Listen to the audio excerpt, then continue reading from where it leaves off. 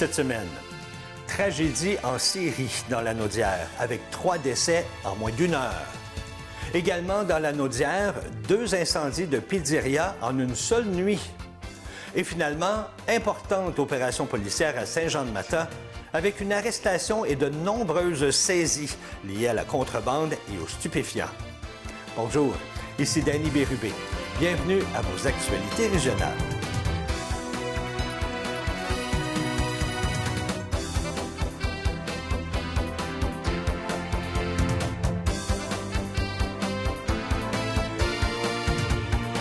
Bonjour à vous, j'espère que vous allez bien.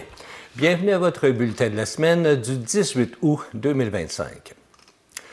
Une série d'incidents tragiques a secoué la région de la Naudière lundi soir de la semaine dernière, mobilisant les services d'urgence à 3 reprises en l'espace de 30 minutes. 3 hommes ont perdu la vie dans des plans d'eau. Tout a commencé vers 17 h à la plage municipale de Rawdon, où un homme de 70 ans, habitué des lieux, a été retrouvé inanimé dans l'eau. Transporté à l'hôpital, son décès a été confirmé. Une enquête a été confiée au coroner et des examens médicaux sont en cours pour déterminer les causes du drame.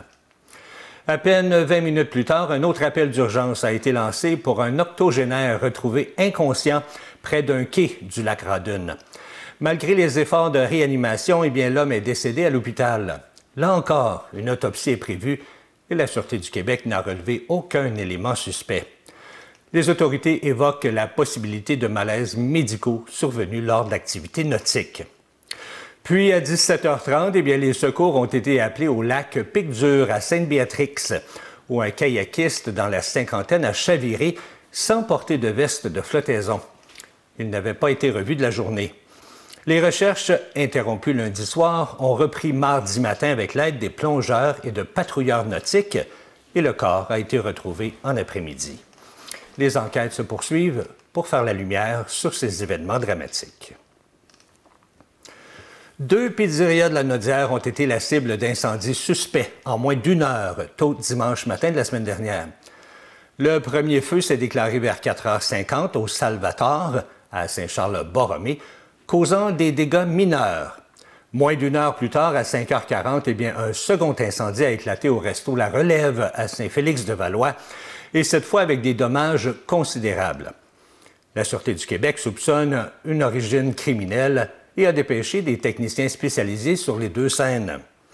L'enquête est en cours pour déterminer les causes exactes de ces incendies rapprochés. Encore une fois, à Saint-Jean-de-Matha, une opération policière d'envergure a eu lieu mercredi matin de la semaine dernière.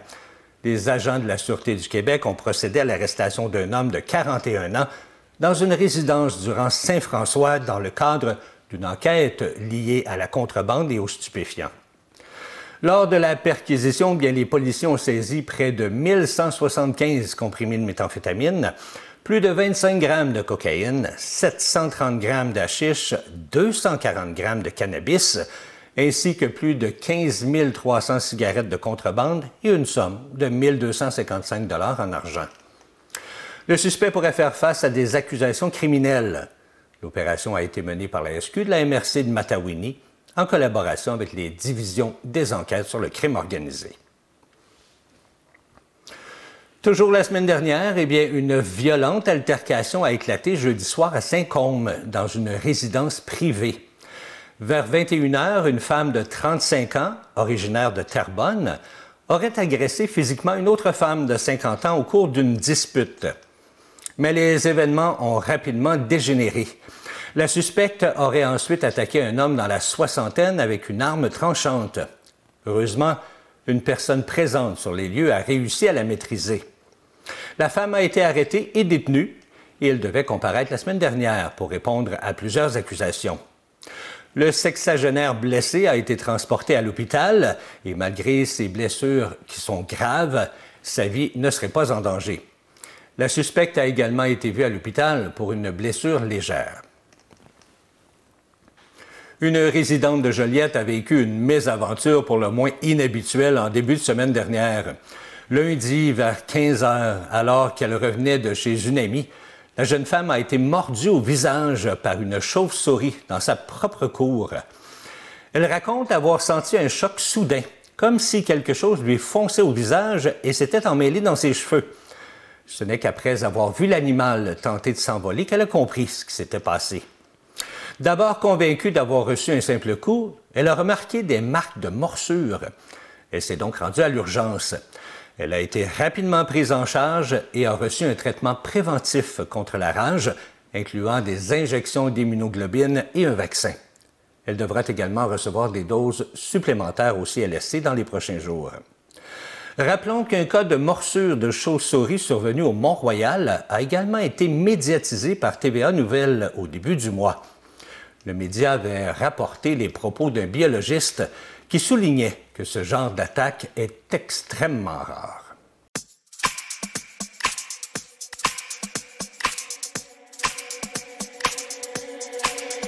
Bonjour, chers Mandevillois et Mandevilloises.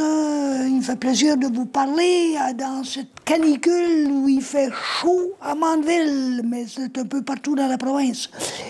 Je veux simplement vous rapporter au niveau de la séance régulière du 11 août 2025. Premièrement, je dois vous annoncer qu'on a eu la démission de notre directrice générale. Audrey Ricard nous a remis sa démission. Elle s'en va sur un nouveau poste à Berthierville. Donc, on va être en mesure de recrutement, mais par intérim, Valérie Ménard va assumer le rôle de DG, de directrice générale par intérim. Le deuxième point dont je veux vous parler, on a passé le deuxième projet au niveau d'encadrer l'utilisation de conteneurs marins sur le territoire de Mandeville. On n'avait rien en place et on s'est dit qu'il faut encadrer, et donc on a des contraintes au niveau de qu'est-ce qui peut être permis, surtout dans le périmètre urbain. Et c'est en fonction de la grandeur de terrain, de l'emplacement du conteneur et de la grosseur du conteneur permis. Les normes sont beaucoup plus relaxes au niveau des commerces, mais encore là, il y a une limite sur le nombre de conteneurs qui sont permis et l'apparence des conteneurs marins. Le troisième point dont je veux vous parler, on a octroyé le contrat pour les installations des compteurs d'eau. Comme on l'a fait mention dans des sessions précédentes, le ministère de l'Environnement nous impose le besoin d'installer des compteurs d'eau dans tous les commerces de Mandeville, ainsi que dans 10 résidences individuelles. Donc, on a fait le tour, on a eu des volontaires, des résidences volontaires, et puis, donc, dans ces 10 résidences-là et dans les commerces, les compteurs d'eau vont être installés dans les quelques mois qui suivent. On a fait l'achat, ou du moins on a approuvé l'achat d'un logiciel qui s'appelle Hector, un logiciel qui a été créé au Québec pour gérer le prêt de jeux de société. Dans le budget participatif de l'an passé, il y a un des projets était des achats de jeux de société, et donc on en a plusieurs qui seront disponibles, et le système logiciel Hector va nous permettre de gérer le prêt gratuit de ces équipements-là et le suivi des retours des jeux. Dans un prochain point, le Conseil a opté pour faire un don de 1 000 $ au club de patinage artistique de Saint-Gabriel. Comme vous le savez, les rénovations de le centre sportif sont en pleine application, mais malheureusement, la surface de glace ne sera pas disponible à l'automne. Et donc, le club de patinage cherchait des sous pour être capable de quand même démarrer leur saison de patinage artistique, mais de faire de pouvoir payer pour le faire ailleurs qu'au centre sportif. Et dans un dernier point, on a opté pour l'achat de notre serre nourricière. Comme vous le savez, on avait eu un octroi de Agriculture Canada. Et c'est les serres Arnois qui ont été choisies. Et cet automne, nous allons installer notre serre nourricière ici même sur le terrain de la municipalité, tout près du terrain de balle. Ça couvre tout pour la séance du 11 août. Bon été, restez au frais et soyez sécuritaires sur nos plans d'eau. Merci, bonjour.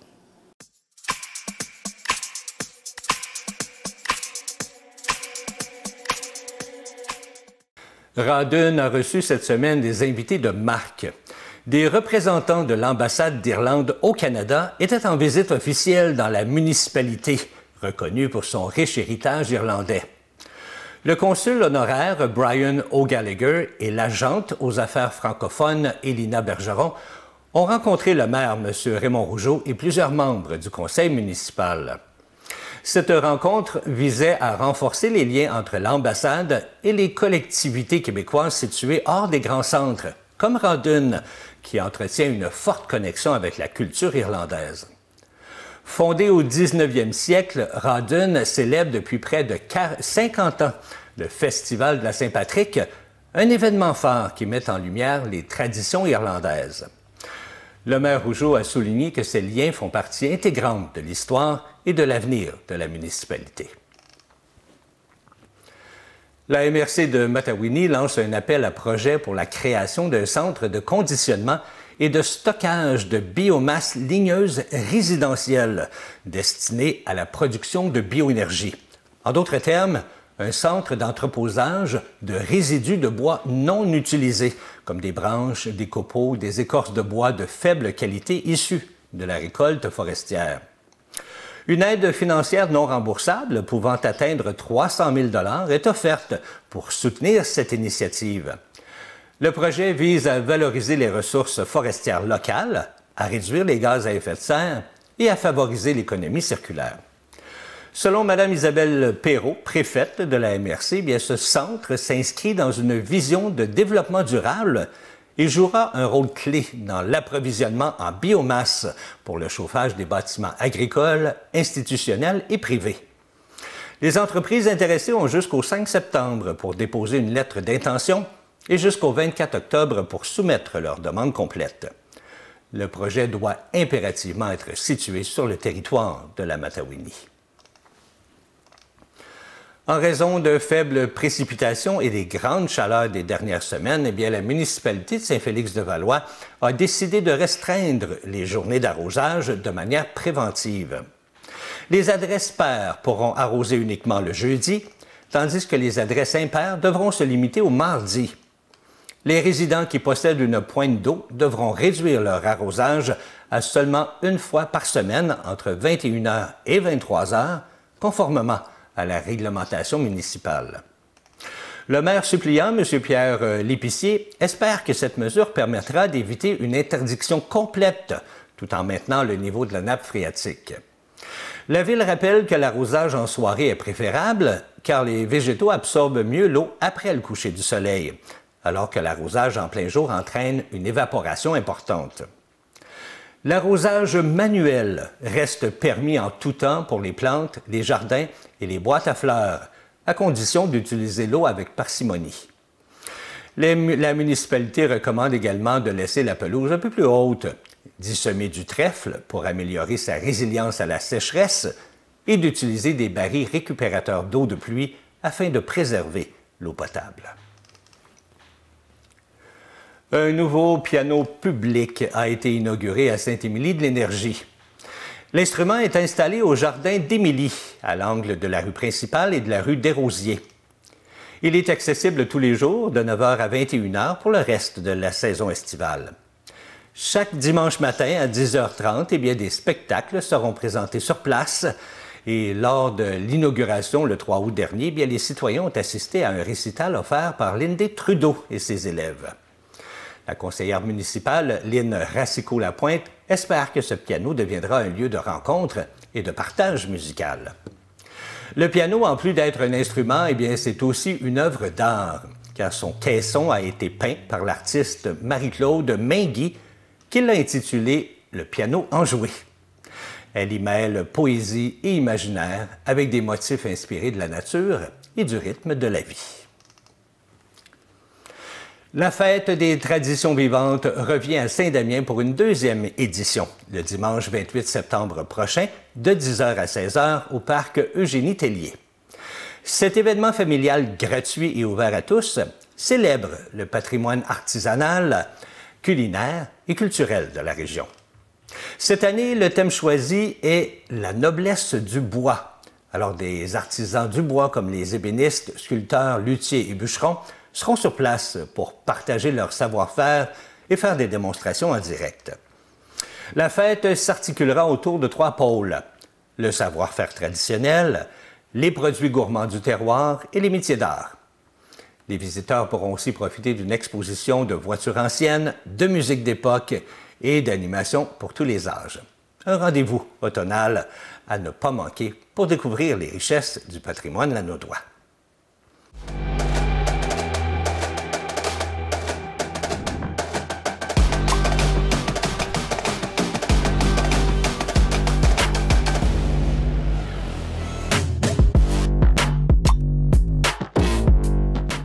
Dans le cadre du 200e anniversaire de la municipalité de Saint-Gabriel de Brandon, eh bien, c'était le Petit Mondial de pétanque qui avait lieu au Centre multifonctionnel Desjardins du Nord de la Naudière le 16 et 17 août dernier. Bien sûr, je suis allé faire un tour sur place pour voir comment se passait le tournoi. J'en ai aussi profité pour m'entretenir avec l'organisateur du tournoi, M. Étienne Bertrand, ainsi que quelques professionnels de la pétanque. On écoute. Je suis en compagnie, bien sûr, de l'organisateur de ce fameux tournoi, M. Étienne Bertrand. Allô, Étienne. Bonjour, bonjour. Étienne, comment ça se passe en fin de semaine? T'es content? Oui, très content. Hier, un peu stressé parce qu'avec la pluie qu'ils annonçaient ce matin, mais aujourd'hui, je suis très, très content. Les terrains sont très, très difficiles, mais les pros ont adoré ça. J'ai une merveilleuse cadreuse qui a été capable de gérer tout le tournoi parce que c'était un vrai casse-tête. La ville de Saint-Gabriel, comme d'habitude, nous ont aidés. On a eu des petits problèmes, mais ils ont réglé ça dans les minutes qui suivent. Ça a été effrayant. Les gens sont contents. Donc, on est fatigué.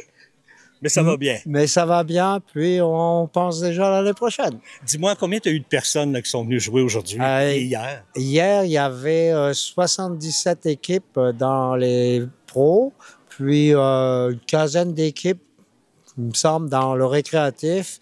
Aujourd'hui, à cause de la formation, on était réduit par les terrains, donc on avait 55 équipes. Donc, c'était plein. C'était plein partout. Est-ce que vous aviez eu des champions canadiens ici aujourd'hui? Oui. Oui. Les champions canadiens sont là. Malheureusement, je voulais inviter notre fameux junior, mais là, il est en train de compétitionner, puis il ne veut pas changer sa place. Il a gagné 2 championnats déjà, donc c'est effrayant. Il a 12 ans.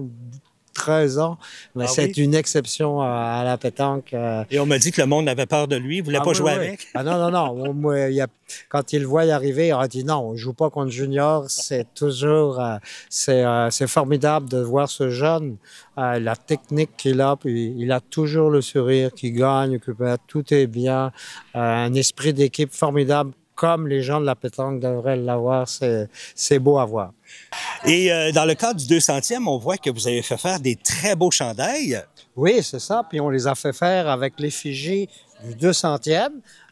Tout le monde adore nos chandails. On les a mis en vente. Ça a parti comme des petits pains. Tout le monde va avoir les chandails du 200e.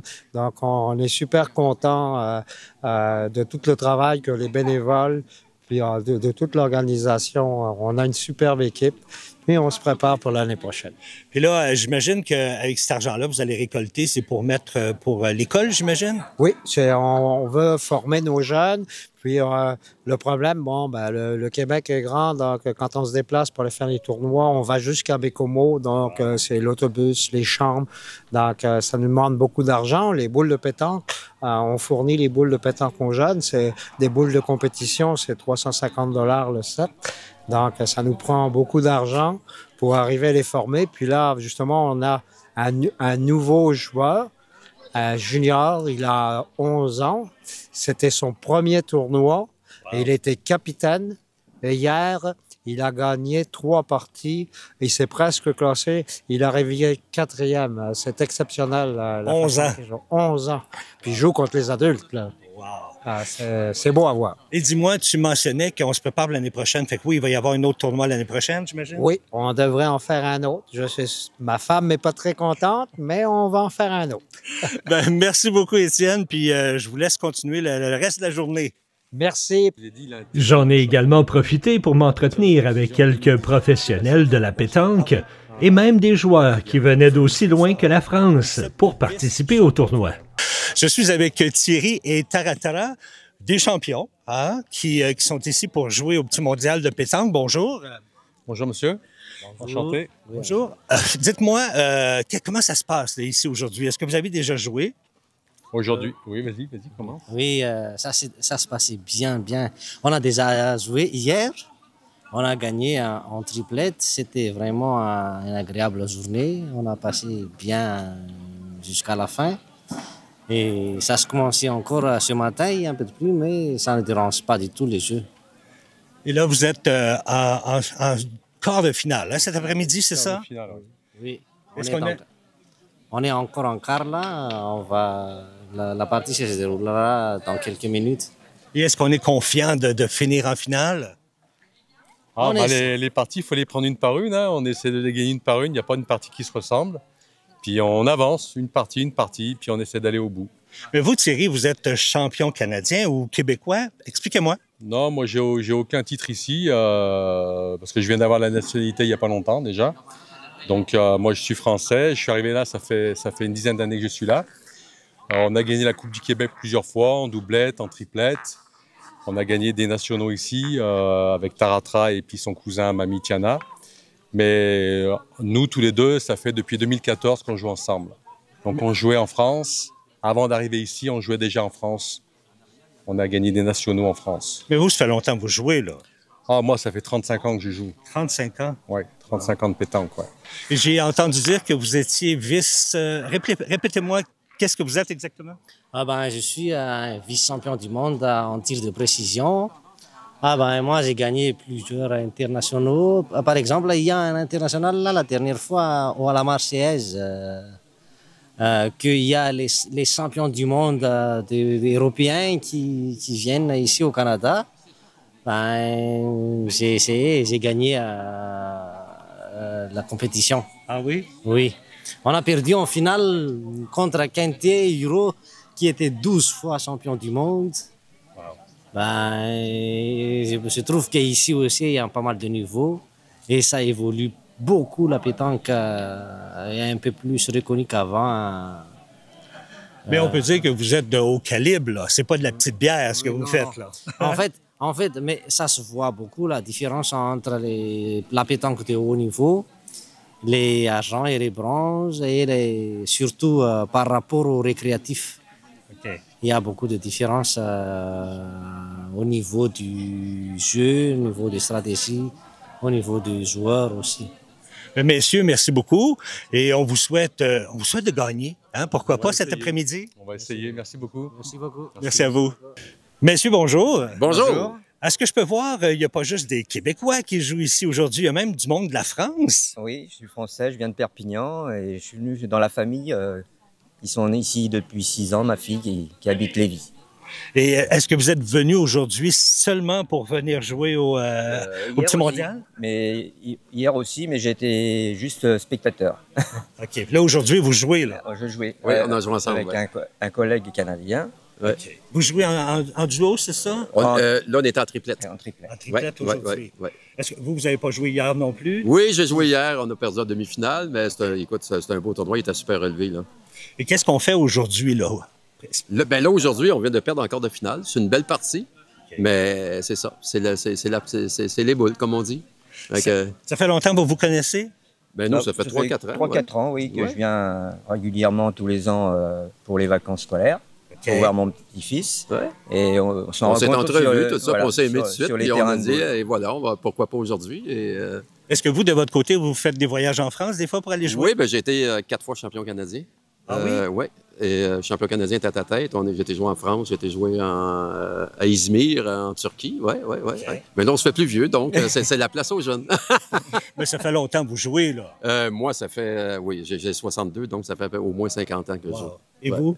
Ben, moi, je joue en France et bon, ben, là, j'ai un peu arrêté parce que mes enfants sont partis au Canada parce qu'on jouait tous les enfants et moi en France. OK. Et depuis qu'ils sont là, j'ai un peu levé le pied. Oui, puis il a bien joué, super bien joué. Ouais. Ah oui? On aime toujours ça, on a toujours la fougue pour... Ben oui, on joue pour la victoire, mais par contre, c'est de la convivialité. Voilà, autrement dit, on est tous des amis. Sur le jeu, on veut gagner, mais après ça, on prend un petit verre et tout, c'est terminé. C'est comme ça, et c'est bien que c'est comme ça. Super. Messieurs, merci beaucoup. Puis continuez à vous amuser, c'est le principe. Yes, merci. C'est ce qui complète vos actualités régionales. Si vous avez été témoin de nouvelles, alors faites-nous le savoir en nous écrivant ici à CTB TV. Cette semaine, ne manquez pas l'émission Redécouvrir Saint-Gabriel, une émission réalisée et animée par Pierre Charbonneau à 11h30 et 22h30. C'était Danny Bérubé pour vos actualités régionales. Je vous souhaite une agréable fin de journée.